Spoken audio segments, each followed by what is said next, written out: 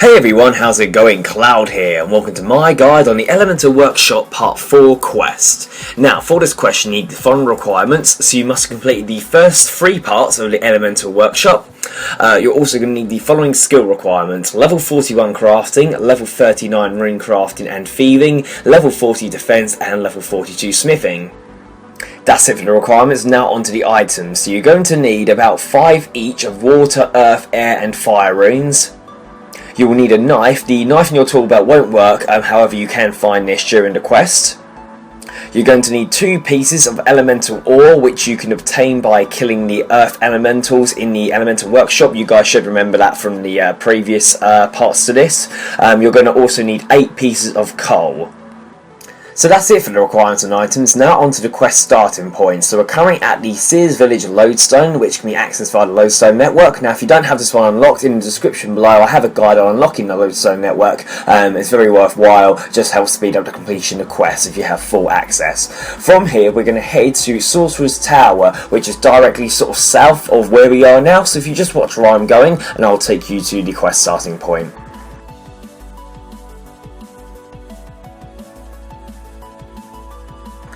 Okay, once you're at the Sorceress Tower, you need to search the northern bookcase on the ground floor, and you should find a notched book. On the floor next to the bookcase there's a knife that you can take if you don't have one already. You want to read the book, and then you want to head to the anvil room, which is adjacent to the bank, so that's back in Sorceress Village. So if you just teleport straight back to the Sorceress Village Lodestone. Once you're in the building, which is the entrance to the Elemental Workshop, as you guys should remember, you want to use your knife that you obtained on the whetstone, which is near the anvils in the southeast corner, and you'll create a keyblade. And this keyblade will be necessary in order to access the cosmic and chaos parts of the workshop. You want to open the odd looking wall and then head down into the workshop, and then you want to begin making 2 primed bars that you will need to continue with this quest. Now a lot of you should remember how to make the primed bars. If you don't, literally just go to my guide on the Elemental Workshop Part 2, which is in the description below, and I do talk you through how to make the primed bar. But basically in a nutshell, you need to use 1 elemental ore and 4 coal on the furnace to get an elemental bar, and obviously you need to do this twice, so you end up with 2 of them. Then if you go to the next sort of floor underneath this one, you'll be taken to where you can place the bar on a jig cart, and basically you dip it in the lava, cool it down, put it in water, blah blah blah, and that's what creates the prime bar. But most of you should remember that. But like I said, if you've got a real problem, just go back to my guide on the second Elemental Workshop and I'll talk you through it. So, once you've made the primed bars, you need to proceed into the bottom floor of the workshop, which is where the mind and body rooms are found, which you obviously did in Elemental Workshop Part 3. What you then need to do is follow the hallway all the way down, and you should get to a locked door, and you now need to use your keyblade on the door to unlock it. You will lose the keyblade, but the door will now be permanently unlocked. After entering through the door, you want to head east through the cosmic door into the pillar room, and there is a room which will contain a matrix of pillars with coloured circles on them, along with a control panel in the southeast corner. So the goal of this puzzle is to line up the coloured circles of adjacent pillars so that a beam of light may pass through without interference. Now as each stage of the puzzle is completed, the next stage will be a little bit more difficult, involving more pillars and more possible levels which the light may pass through. The colour of the light is dependent on what rune is placed on the emitters of the wall. So fire is red, water is blue, earth is brown and air is white. You can take the runes out of the emitters and replace it with whatever relevant one you think is needed. Now the easiest way to do this is to line up 1 line of pillars successfully, and then you can sort of go from there. So like I said, in the southeast corner of the room there is a control panel which will allow you to rotate the pillars. You can tell what colour is on each pillar just by sort of hanging around it at the current time. So what it might be worthwhile doing is seeing what sort of colours all go together. So as you can see on my screen at the moment, on the northern side, one of the emitters will have a fire rune inside, and I can actually turn the 2 pillars to face the same way as the fire rune, which will allow the beam of light to pass through. Obviously then the other side to that, I can put a water rune in this one, because again the water can be lined up to allow the light to pass through. And then obviously on the western side of the wall, because the pillars are now facing in the correct position to start with, I can just literally replace the runes with what I need. So on the west wall, the first one, I can take the water rune out and put an earth rune in, which will allow the light to pass through that one. And then the one next to that again has got an air rune in, which will allow the light to pass through. When you're certain you've got the pillars facing the right way and the relevant runes are in place, you need to click power up on the control panel, and if the beam of light passes through successfully, the pillars will go down and then more will emerge. And then obviously, like I said, you've got more pillars now, and you'll be able to start adjusting the heights of the emitters as well. So they'll go sort of 3-4 levels high, and you can actually decide which sort of height you want the rune to be at, as that will make it a whole different story. But like I said though, the best thing really with this is trial and error. But what I'm going to do, I'm going to sort of play the footage on my screen now, and if you just observe what I'm doing, you should get the general gist. If you get any major problems with this part, leave a comment in the comment section below, and I will help you out as best I can.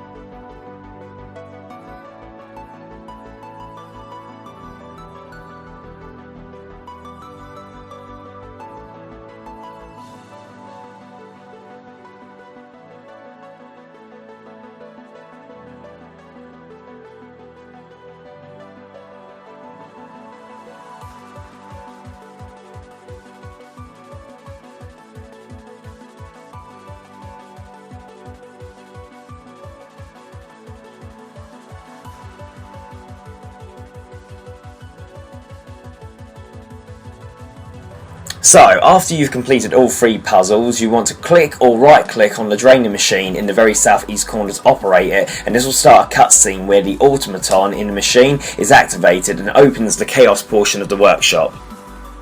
Now, before heading to the chaos rune, place one of your primed bars on the shelf, which is the jig, on the right side of the machine.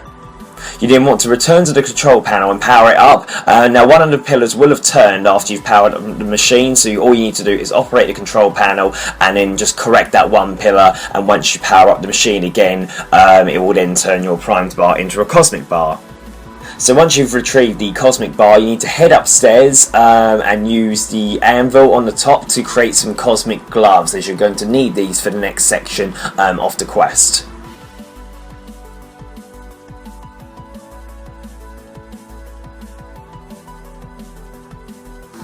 So once you have the cosmic gloves, head back down to the lowest level of the workshop and go through the door that the robot opened, which leads into the chaos room.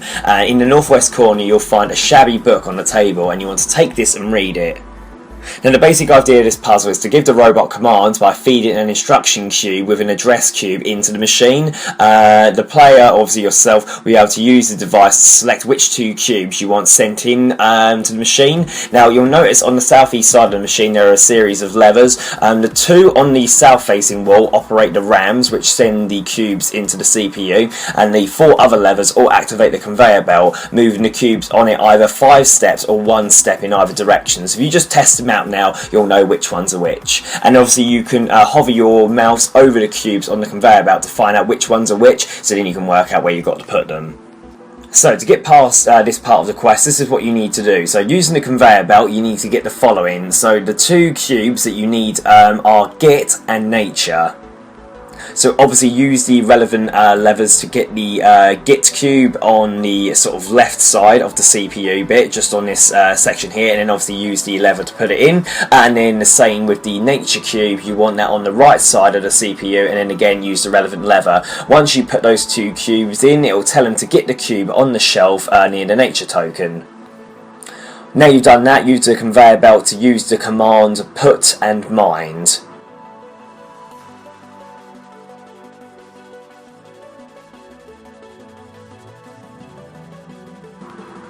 Once you've done that, this puts whatever he is holding onto the machine.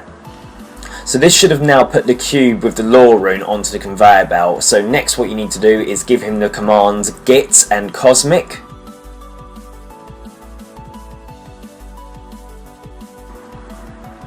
And once he's done that, select Put and Mind again.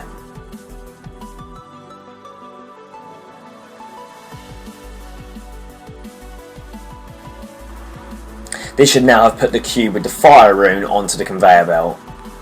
So next the command you want to give is Break and Lore.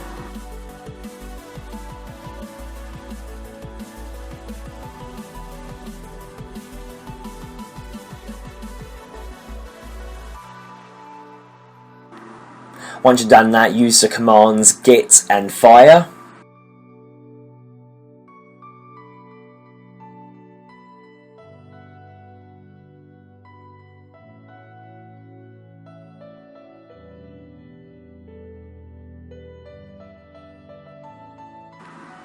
And then once you've done that, use the commands Put and Water.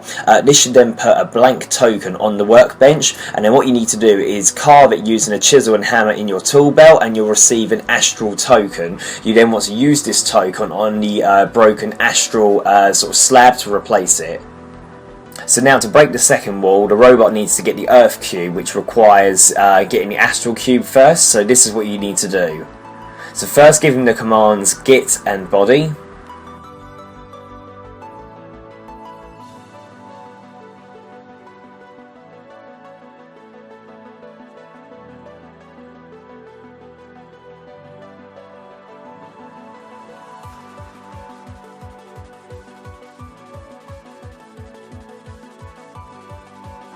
Then followed by Put and Mind.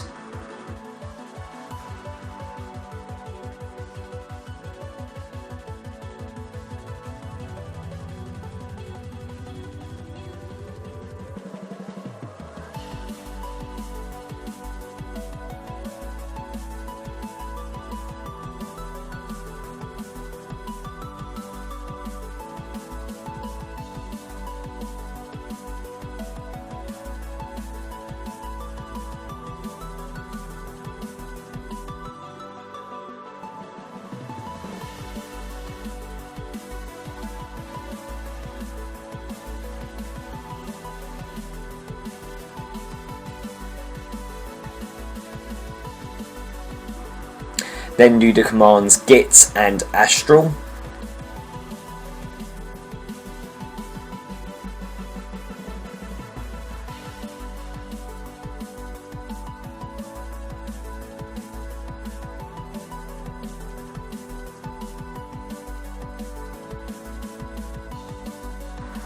And then again use Put and Mind, and this should have put the cube with the Earth rune onto the conveyor belt.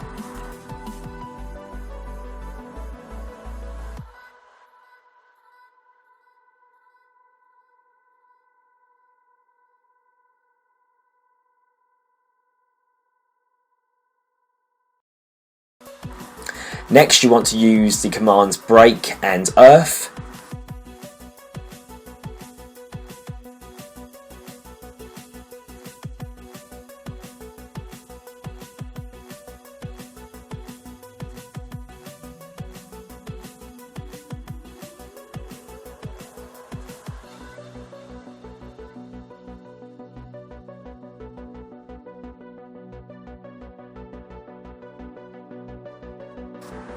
and then followed by Operate and Chaos. This will instruct the robot to break the second wall and then turn the Chaos machine on.